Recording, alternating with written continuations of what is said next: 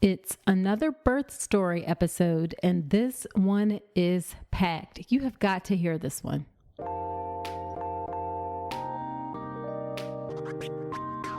Welcome to the All About Pregnancy and Birth podcast. I'm Dr. Nicole Calloway Rankins, a board-certified OB GYN who's been in practice for nearly 15 years.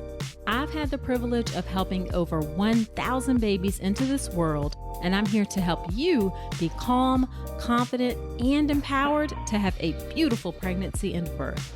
Quick note, this podcast is for educational purposes only and is not a substitute for medical advice. Check out the full disclaimer at drnicoleRankins.com/disclaimer. Now let's get to it. Well, hello. Welcome to another episode of the podcast. This is episode number 102. Thank you for being here with me today. It's another birth story episode today, and this one is a lot. And by a lot, I mean that Kelsey experienced quite a range of different things during her pregnancies and birth. Kelsey lives in Washington State, about 2 hours east of Seattle, with her husband, Randy, and her 6-month-old daughter, Arden. She works for a nonprofit that helps low-income students with college and career preparation, and her husband is a safety manager for a construction company.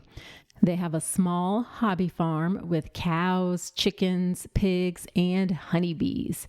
They enjoy camping, going to breweries, and spending time outdoors. Kelsey joins us to talk about the stress around her first pregnancy. It was a very wanted pregnancy that they ended because of a fatal genetic condition. She talks about how she got pregnant again pretty quickly after that and what that experience was like, including having trouble bonding with that pregnancy. She talks about what it was like to be pregnant during COVID, how she had a lovely birth with Arden, but experienced postpartum bleeding from a retained placenta, and then how she had trouble breastfeeding from a rare condition called DMER. I had never heard of this before, dysmorphic milk ejection reflex. So I learned something new for sure. And then even how she had to evacuate with her family because of wildfires when her daughter was 2 months old. So as you can see, Kelsey has been through a lot, but you will also see how she managed everything with so much strength and grace. I was really inspired by her story, and I know that you are going to be inspired by her story as well. Now, one of the things that Kelsey shares is how she was super prepared for things during her pregnancy, and I could not agree more about the importance of being prepared. And of course, an important part of that is good childbirth education. The birth preparation course is my online childbirth education class that ensures you are calm, confident, and empowered to have a beautiful birth. The updated version is finally being released this month. Life made it so that I'm releasing it later than I wanted to, but this month is definitely the month. And when you enroll, you get lifetime access to the course, including access to any upgrades. So if you're thinking about it, jump on it now. Check out all the details, drnicolerankins.com/enroll. Also follow me on Instagram at Dr. Nicole Rankins to be the first to know the exact date this month when it is released.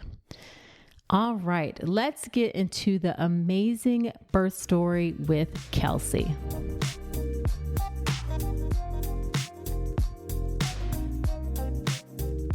Thank you so much, Kelsey, for agreeing to come onto the podcast. I'm so excited to have you on. You have a really interesting story. You've experienced a lot. So I'm just grateful that you're coming on to share your story. Yes. Thank you so much for having me. I've been a huge fan of yours. Listen to all the podcasts. So I'm very excited to be here today. Oh, thank you. So why don't you start off by telling us a bit about yourself and your family? Sure. So my name's Kelsey. I'm 29 years old. I live in Washington State, about 2.5 hours east of Seattle. I work for a nonprofit that helps low-income students with their college and career paths. So I work in high schools in the area. I'm married to my husband, Randy. We've been married for about 2 years now. He's a safety manager for a construction company. We stay very, very busy on our little farm. We have 5 cows, 3 in which are pregnant right now. Oh, wow. So it will be a really fun year. We're new to this, so we'll see how that goes. Oh, that is so cool. Yeah, we have 2 dogs. We have a little farm going on, a garden, and then our newest addition, Arden, our daughter, is 6.5 months old. I love it. And I love that name. Thank you. It's unique without being too hard to spell or anything. That's why we chose it. Exactly.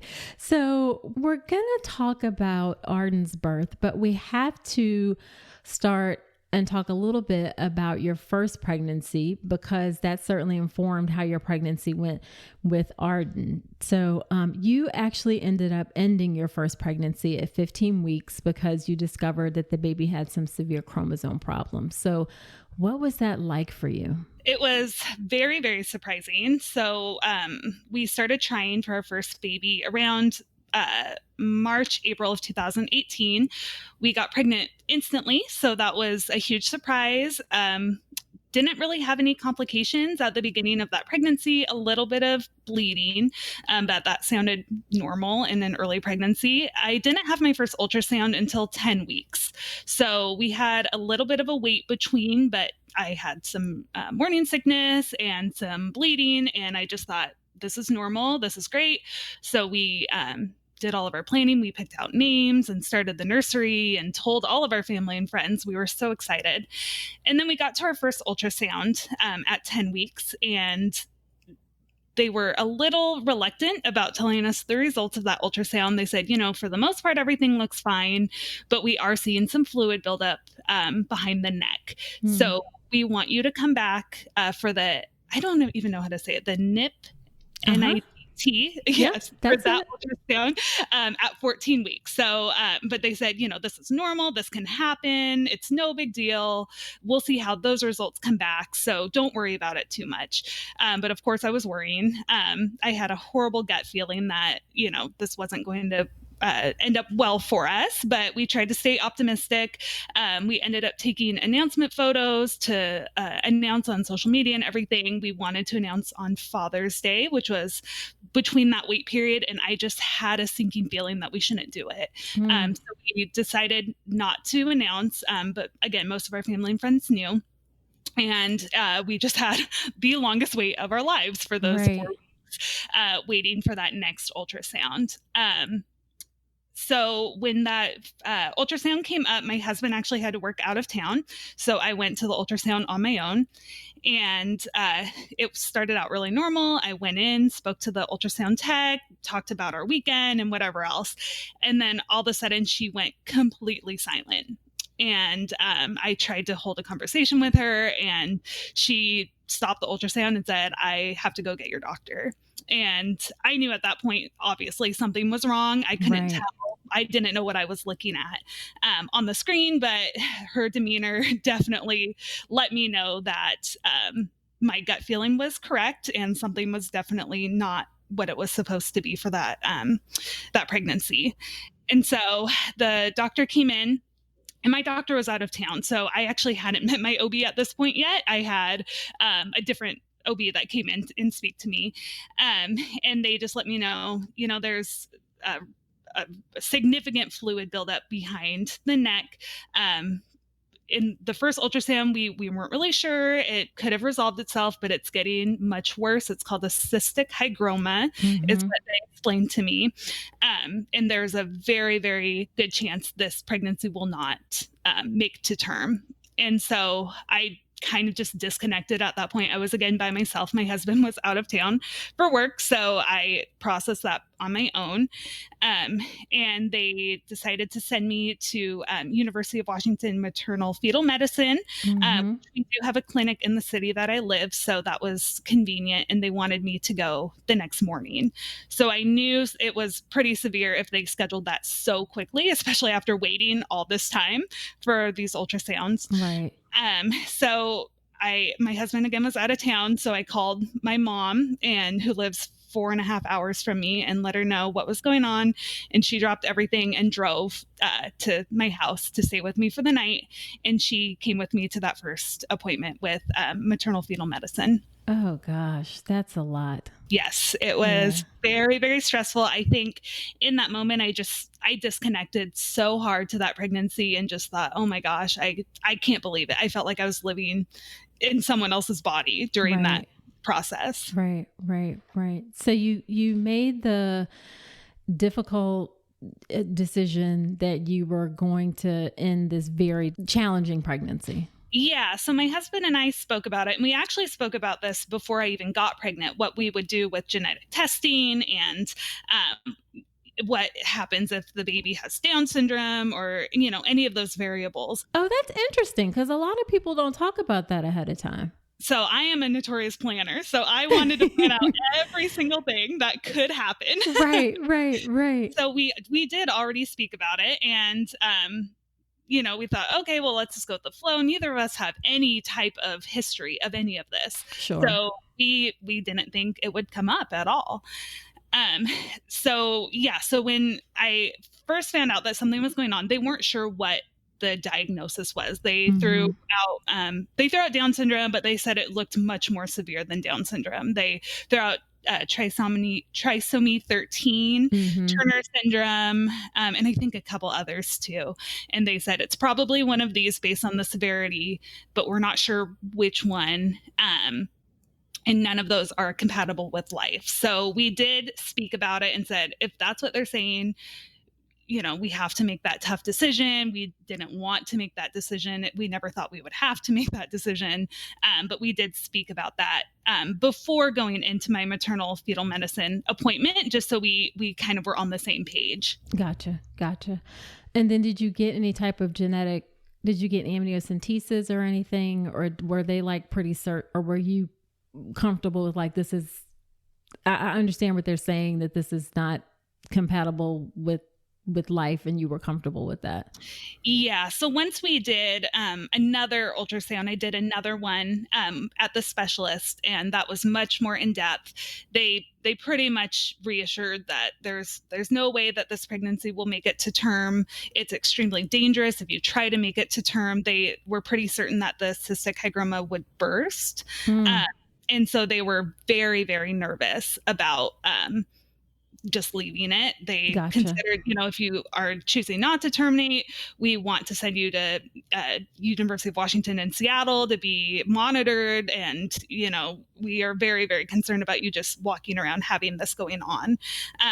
So it was pretty easy at that point to make that decision. Gotcha.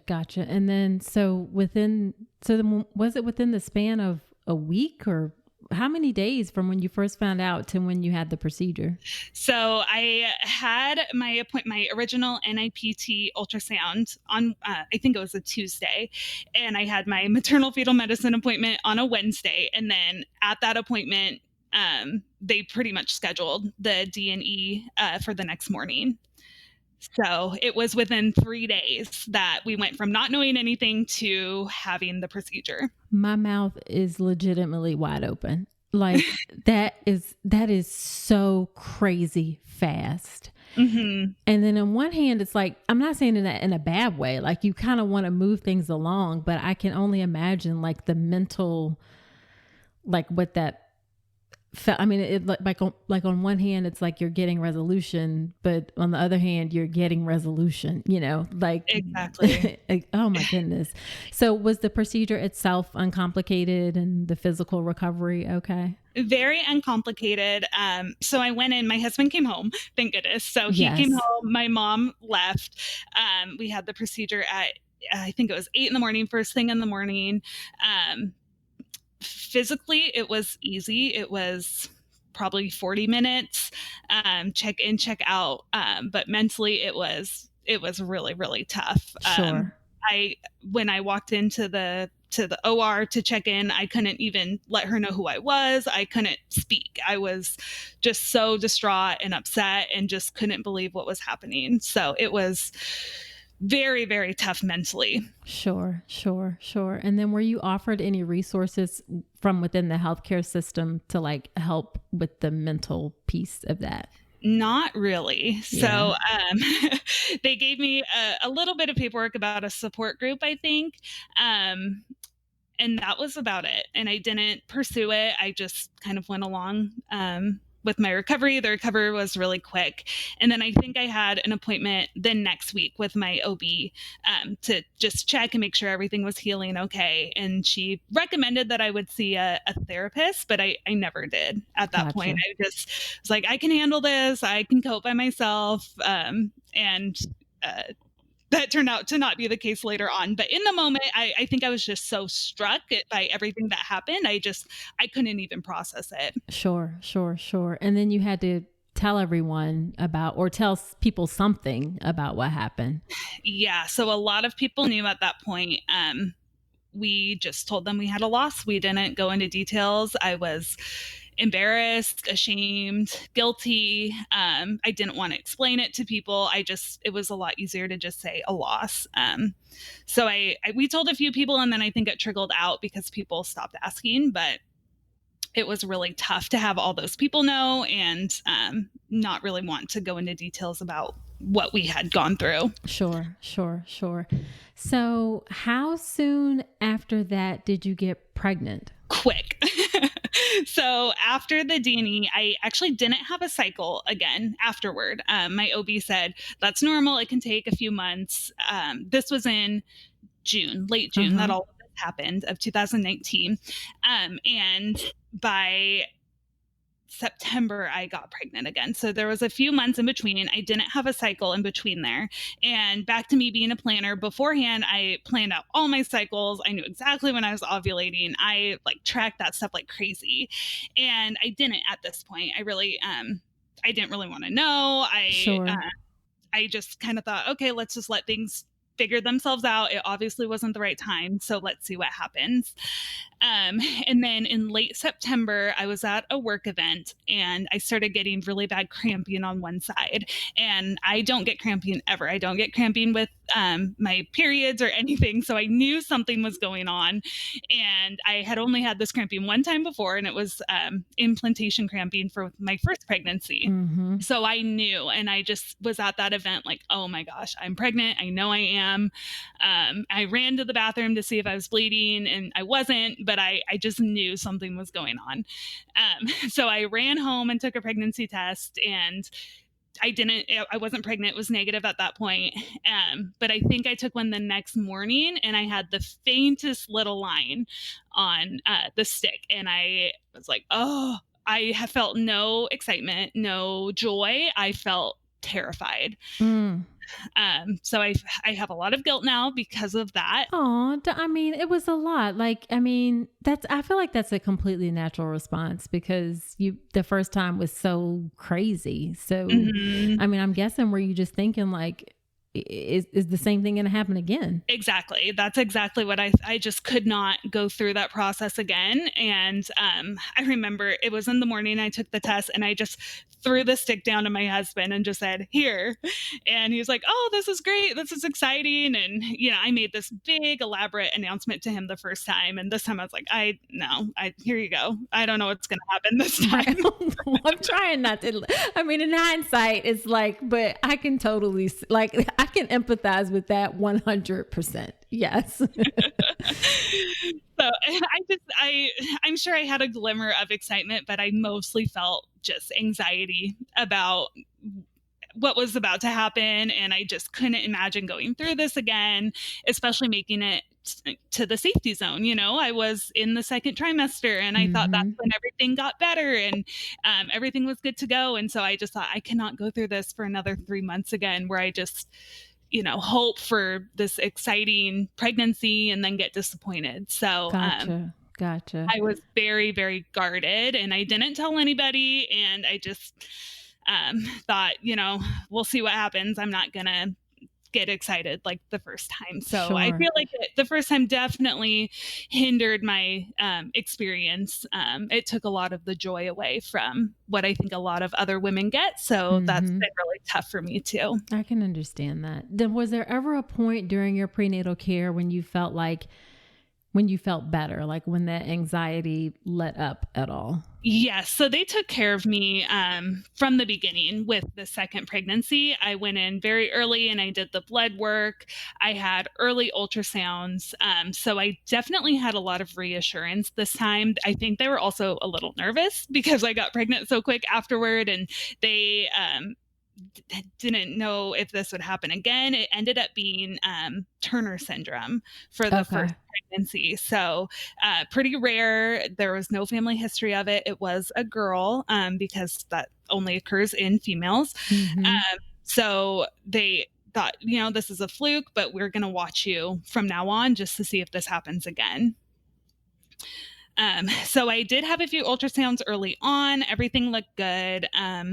And I think it was about the 14th week again is when I did the genetic testing and the blood work, or the blood work, genetic testing, and the ultrasounds, and everything was coming up perfect. And that's when we realized, okay, this is good. We are, getting closer and closer, and everything's looking great. So I was still going to the maternal fetal medicine specialist at this point. And that's when they said, you really don't need to come here anymore. Everything's looking good. We can end your referral. And I was like, no, I want to go to you the whole time. I want ultrasounds, and I just want to know that everything's good. And so they did let me do my 20-week anatomy scan there as well. And then they said that I was done. So I did go to a specialist until 20 weeks. Okay. So do you ever feel like you were able to bond with the baby eventually during the pregnancy? Later on, yes, definitely. I was just so nervous at the beginning.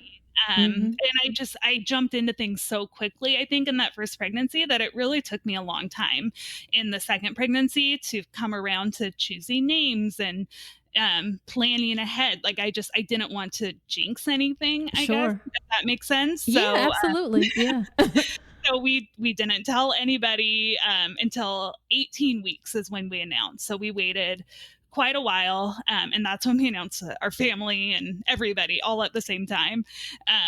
So I think at that point it got a little bit more real that, this is actually happening and everything's good. And people are here to support you. I just, they were the first time too, but I just didn't want to talk about it. I didn't want to go into anything else with it. So it took some time, but by that second trimester, or first trimester being done, going into the second, I did feel a lot better. She started kicking around 18 weeks. So that was really reassuring. Yeah. And then, I had a pretty good pregnancy after that point. Okay. And no problems with your pregnancy or anything like that? No, I had placenta previa at 20 weeks. So my placenta was covering my cervix at the beginning. They weren't too concerned about it. If anything, it kind of helped because I got more ultrasounds later on, especially with COVID, because I gave birth during the COVID era. I did have more appointments because of the placenta previa. So it ended up being a little bit of a blessing in disguise. Gotcha. So let's go ahead and talk about how things changed because of COVID. How did your prenatal care change? How did things suddenly like, oh my goodness, what in the world is going on? It's a pandemic. It was crazy. So I was about 28 weeks when COVID started coming around and becoming an issue. So my appointments did change dramatically. I was going in, obviously, and then they started doing car visits. I don't know if a lot of other women did car visits, but I did quite a few car visits where they come out to your car and they do the fetal Doppler and they check your blood pressure, and then your doctor just calls you on the phone and asks questions. So I did a few of those. And then I still did have my ultrasounds about once a month to check on the previa. So I did go in every once in a while, but of course my husband couldn't come with me. So I went alone to those, and they were very quick, and you had to stay in one room. And so it did change quite a bit, but I'm glad that I had those ultrasounds because I think a lot of other women at my practice didn't go in at all. Wow. So it was kind of crazy. Yes, yes, yes. So you gave birth in what month? I gave birth in June. Okay. So it was really just starting to crank up then. It was. And in June, the county that I live in had the highest COVID rates per capita in the United States. Okay. So it was very, very nerve-wracking. Oh my gosh, I can only imagine. So then what did you do to prepare for your birth? Yeah, so I started working from home in March as well. So I had a lot of time to listen to podcasts and do online childbirth classes. I was doing prenatal yoga before COVID hit, and I really, really enjoyed that. So I was really bummed that got canceled. So I tried to do it at home, but it just wasn't the same. But I tried to do prenatal yoga. I walked a ton. I walked 5 to 10 miles a day just to wow. get out of the house. We have property, so I walked around and went out to the cows and did our farm chores and did all of that. But I would listen to childbirth classes while I was doing that. So I would listen to birth stories and informative podcasts, and that's where I really got a majority of my information. Gotcha. So what were some things that you wanted for your birth? So I was pretty open to anything. I had placenta previa until about 35 weeks is when that finally moved. So I was kind of on track for a C-section for a majority of my pregnancy. So I really just was okay with anything. I knew that there was nothing I could do to change that. So I researched C-sections like crazy. And then I also researched vaginal births like crazy. So I was really open to any type of birth that was coming to me. And not just open, but prepared. Like you were ready. I was ready. Yeah. And I knew, listening to so many birth story podcasts, I knew like, even if you have a plan, it could change. So, and I'm a planner, so that really freaked me out. So I wanted to know anything possible that could happen. I wanted to be prepared for it.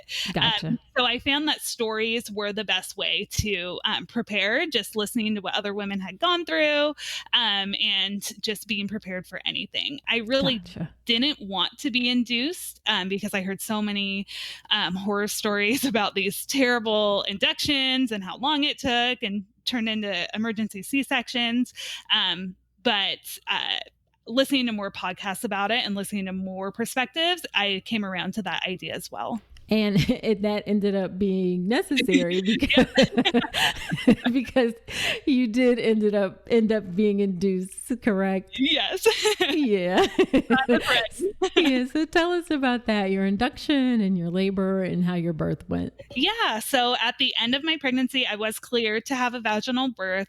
I started progressing pretty quickly at the end of my pregnancy. So around 37 weeks, I did start dilating, having some pretty strong contractions, but nothing actually came out of it. So I was walking a ton and doing everything I could. My doctor was convinced I would go into labor early on my own just because of the progress I was making, and I never did. So by my 39th, of course, it was my first pregnancy. So, or my first birth. So that's normal to go over. Yeah, exactly. Yeah. Once she told me at around 37 weeks that I could go early, I was set. I had my bags in my car and I was like, this is it. I'm going this week.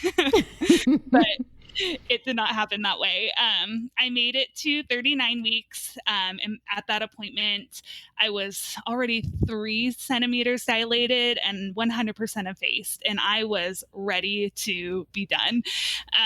And my baby was measuring about 10.5 pounds. So they thought she would be a very big baby. And my OB at that point said, you're so close. I really think you're going to go into labor on your own in the next couple days. But if not, let's just schedule an induction after your due date. And if you haven't had her by then, that's when you'll have her. So I made it to my induction and I went in, and all I needed was Pitocin to kickstart my labor, and they broke my water and I was off to the races. Gotcha. Now there are many OBs who would have said, we think your baby's 10.5 pounds, you should get a C-section. Was there any discussion of that at all? No, my doctor, she was really cool about it. She said, she's measuring 10.5 pounds, but we know from research and from experience that that doesn't mean she's going to be that large. I would like for you to go into labor on your own.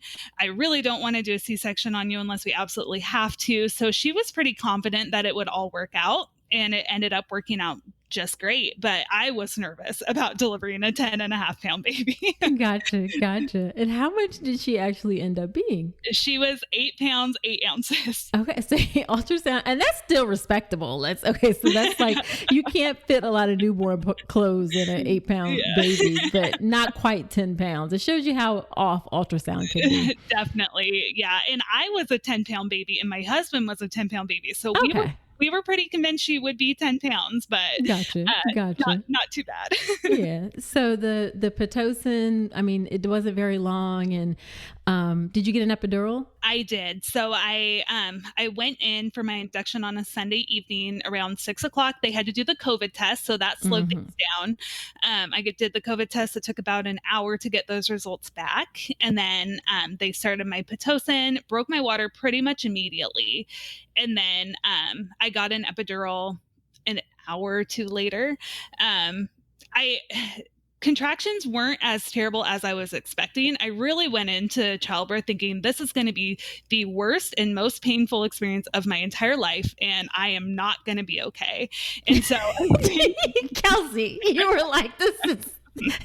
You were already like, I don't know about this.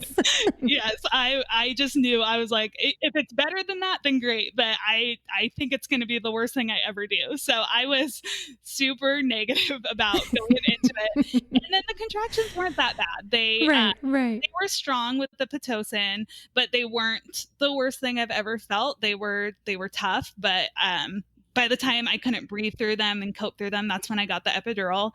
I stayed around 3 centimeters dilated for a while, for a few hours. They had me on the peanut ball, which was very uncomfortable to rest with a big giant peanut ball between your legs. But I did that for a few hours, and then around 4 a.m, I just had a wave of nausea come over me and just severe pressure down low. And I knew that I was in transition. I knew that this was it.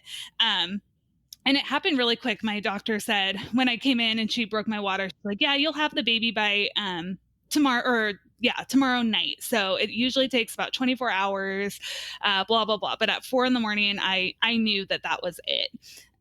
So I called the nurse and I was vomiting. I was shaking really bad.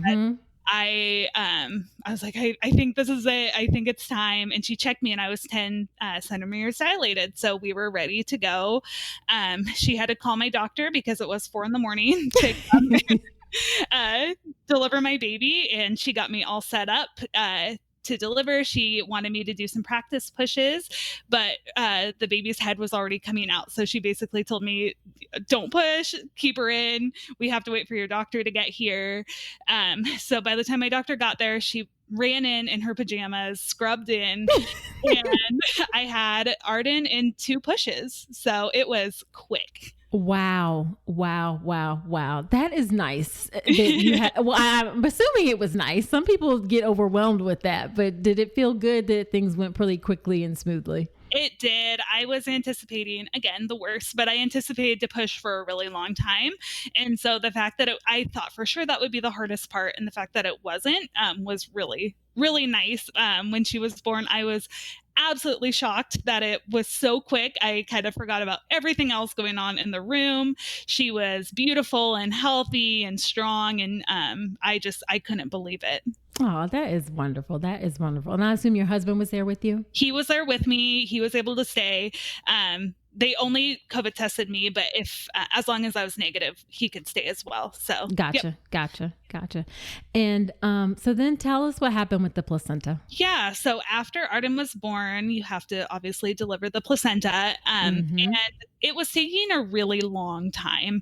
And I didn't know how long this usually took. So I didn't know any different, but it came out, but it was still attached to my uterine wall. in one spot. So my doctor had to, and I was hemorrhaging at this point because, I don't know. I had second degree tear. It all happened so fast. I was losing a lot of blood. So they did give me quite a few shots, and they upped my Pitocin, I believe, too, at the same time to help with that. So there was a lot going on as I have this beautiful baby that I'm trying to do skin to skin with. Right. There's just a lot going on down there. And she ended up needing to do an emergency DNC just right then and there as I was awake and holding my baby. So that was scary. And I honestly don't think I knew the extent of how risky that was until after it was all done. I was still on cloud nine in disbelief that Arden was born and with me, that I really didn't notice what else was going on. Gotcha. So did you have to go back to the operating room, or was she able to get things out like right there at the bedside? She just did it all bedside. So I stayed in the same room the entire time. Okay. Yeah. Postpartum hemorrhage is, it can be really serious. And what happens, it's like the placenta, like normally when the placenta comes off the wall of the uterus and the uterus squeezes down and it contracts, if it doesn't come all the way out, it just interferes with that process and all this blood flow is still going through the uterus. So I'm glad that you were in the right hands. And one of the areas where we get into trouble is not recognizing it and treating it seriously enough. So it sounds like you had a great OB who was on top of things. I did. It took a long time for that to happen. And then I had to do internal stitching and then external stitching as well. So that whole process took about 3 hours, I feel like, from the time she was born to the time that I was all stitched up and the room was cleaned up. It was quite the process, which I didn't realize afterward that wasn't normal, you know? Gotcha. So how did you feel about your birth experience overall? I was so happy with my birth experience. I couldn't have planned it better. It was a lot quicker than I thought it would be. It was extremely empowering. I worked so hard to make sure that I was physically fit to give birth and mentally ready to give birth. And so overall, even with the placenta retention and everything, I was pretty happy with the entire experience. That's good. That is good. Now, in the postpartum period, you mentioned when you wrote in that you struggled with breastfeeding and then something called DMER that I had not heard of before, actually. So tell me about that. Yeah, so that's probably the roughest part about my birth experience was the postpartum period and directly after I gave birth to Arden. Because of COVID, the lactation consultants at the hospital had their hours cut. So I really didn't have a lot of support with the lactation and breastfeeding afterward. The nurses were helpful, but they were like, oh, we're not experts. We would rather you talk to the lactation specialist, but they weren't there the day that she was born. They were there the next day. So I had to wait pretty much an entire day to learn to breastfeed. And so we lost a lot of that bonding time at the beginning. Gotcha. So that was really tough. I ended up not really being able to breastfeed even when they came in. We tried the nipple shields and everything, and it just wasn't working for us. So I decided pretty much just out of desperation that I was going to pump. And I was open to any of it. I really was open to breastfeeding, pumping, formula. I wanted to keep an open mind about whatever would work best. And so I took the pumping route. I didn't realize that it took a few days for your milk to come in. So that was a big surprise for me. But it did. And I was pumping and I absolutely hated every single moment of pumping. When I would pump, I would get nauseous. So I was throwing up when I was pumping. I was so weak at the end of a session that I couldn't stand up. I was having anxiety attacks every single time I would pump. And it got to the point where I dreaded it all day. It was all I thought about all day, every day was dreading pumping and then pumping and dreading it while I was doing it. Oh my gosh. Yeah. That is so hard. It was awful. And I had an extreme oversupply, which at the beginning I thought was a blessing because, oh, sweet, I can freeze all this milk and be good and get ahead. But I ended up getting mastitis a couple weeks after I delivered. And that was awful to have mastitis and trying to pump and have a newborn. So I had a really tough time with it. And I just kept hearing, keep going, you can do this, it'll get better. But it got to the point where I would pump and I would have such a severe anxiety attack while I was pumping that I couldn't hold my baby or feed my baby because I was shaking so bad. And so I ended up going to my 6-week appointment. I got diagnosed with postpartum anxiety, and she recommended that I speak to a therapist. So I did.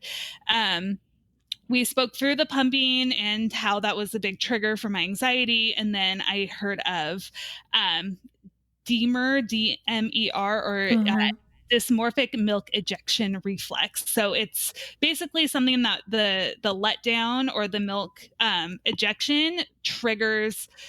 I don't know what chemical it is that causes anxiety. And so my therapist told me about this, and then I heard about it on a few podcasts after I stopped pumping. So it's rare, but it is something that women do suffer from. Sure. And I just couldn't get over it. I mean, I dreaded pumping so bad that it really hindered my entire feeding process and my experience. And so I ended up stopping pumping around 2 to 3 months. It took me a while to wean off, but I chose to stop doing that because I couldn't function with anything else. Oh my gosh. That's a lot. Mm-hmm. I mean, because you feel it's like your supply was fine, but it was just the process was just like terrorizing your body and your mind. Exactly. And I really do think, I had terrible postpartum anxiety. And I really think a lot of it was surrounding the pumping experience for me, because I noticed that when I stopped, I was seeing a therapist at this point virtually because of COVID. I was seeing a maternal therapist or a postpartum therapist afterwards. And I noticed when I stopped pumping, everything significantly improved. My mood improved, my anxiety improved. I felt a lot better. So it was definitely connected to that. Good. And have you, did you beat yourself up about it, I guess? Yes, I had a really, really hard time with the entire process. I went in telling myself, it's okay to formula feed, it's okay to pump, it's okay to do whatever you need to do. And then when you're actually in that process, it's just so hard to make that decision. And especially because my supply was so good, I felt like such a failure that I couldn't keep up with that. And I saw so many other women struggling to make any type of supply or anything. And here I am with an oversupply, and I was stopping, and I just felt so much guilt about that. Sure. I can understand that. I mean, I hope you don't feel guilty. Now, you know what? Honestly, I feel we probably all carry a little bit of guilt. I mean, my kids are 11 and 13, and I had to use formula, and I still feel guilty to some degree, even though they're fine. But, at some point you have to realize, like, in order for your baby to be healthy, the mom has to be healthy. And you just had to do what you do what you needed to do in order to, like, get yourself healthy. Definitely. And now that I'm 6 months postpartum, I see my baby, and she's thriving, and she's ahead on milestones and everything else. I'm like, why did I care so much? Why did I beat myself up so much? But, when you're in the moment, it's just, there's so much going on, and you're sleep deprived. And I was, just so nauseous and depleted and tired. I felt like such a failure at being a mom. And it was just heartbreaking. And then not being able to have that support with, family and friends being able to come over and talk me through it. I just really sat in my feelings, and that was really hard. Yeah, for sure. Now, then on top of that, when people are going to hear this and be like, how can there like possibly be anything else that happened? But on top of that, you had to evacuate because of a wildfire. Yes. So that happened around 2 months postpartum. Artem was about 2 months old. We live in Washington State, but not the rainy side of Washington. We live on the more deserty side of Washington State, and forest fires are pretty common in the summer around here. But we've never had them near our house. They're usually pretty far out of town, and, you see them from a distance. And this summer they got very, very close. So we went away for a camping trip in August, and we had our family's motorhome with us, and we went away, and then we came home, and there's a lot of smoke around, and we thought, oh, there's a wildfire somewhere, but I'm not sure where it is. And it ended up being on the other side of the hill behind our house.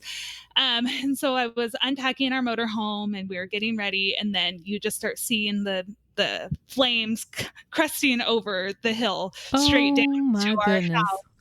And it was absolutely terrifying. There was ash falling everywhere. The sky went totally black.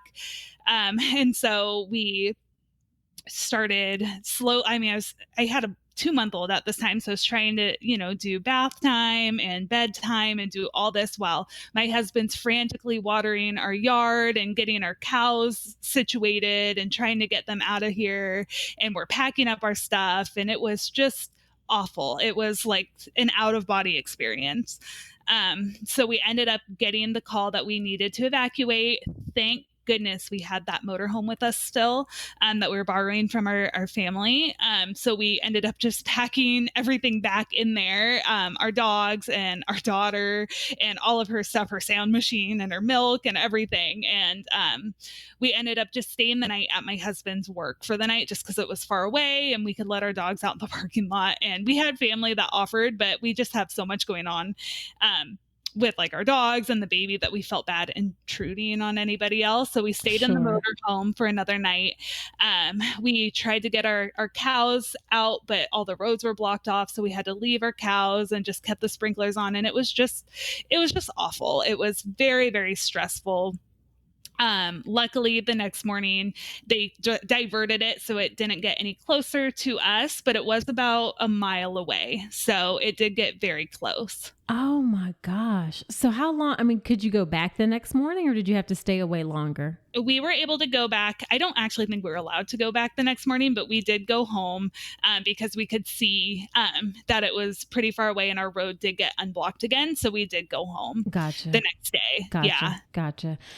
So 2020 was just a really big year for you. It was. There was a lot going on. I cannot wait to tell Arden what her first year of life was like, because yes. I can't believe it. Oh my goodness. Absolutely. So looking back on things, is there anything that you wish you could have possibly known beforehand? You sound like you were already like pretty prepared. Is there anything that you, looking back, still wish you would have known? I don't think so. I just wish I would have given myself more grace, especially with the first loss. I didn't cope with that very well. I didn't know how to cope with it. Sure. And nobody really does. When you go through a loss, you don't know until you go through it what it's going to be like. But I don't think I handled it as well as I could have. I wish I would have reached out for support earlier, because it really has been so nice to talk to a therapist about it in hindsight now. But I wish I would have reached out for help earlier. Yeah. So would that be, I always ask, what is the one piece of advice that you would tell other women as they get ready for their birth? What would that be? I think my biggest piece of advice with this, especially since I am such a planner and I love to be in control so much of situations, is you need to be flexible with your pregnancy and your childbirth experience. And it's great to plan and it's great to have a plan in place. It definitely helps. But you also need to be open to, if things don't go as planned, how will you handle that? Because, there's no way I could have planned for what happened, especially with the first pregnancy. And it's just about how you react to it and how you try to make the most out of the situation that you are dealt, and how to move on and ask for support in those instances. 100%. Well, Kelsey, thank you so much for coming on. If you don't know it, you are so incredibly strong. My goodness, you have endured a lot, and you just your voice, you just sound like you've come to a place where you're at so much more peace and have kind of helped. You sound like you've persevered through a very difficult situation, and then coming on and being able to talk about it. I just really appreciate it and admire you for your strength in doing so. Well, thank you so much. I'm so happy that I'm able to share my story. When I was going through all of this, I couldn't find any resources of women who terminated. So I felt so alone and like, oh, well, obviously people are either too ashamed about this, or I'm the only one who's gone through it. So I'm hoping that my story, although difficult to share, can help other women in the future. Absolutely. Absolutely. Well, again, thank you so much. I so appreciate it. And you take care. Thank you. You as well.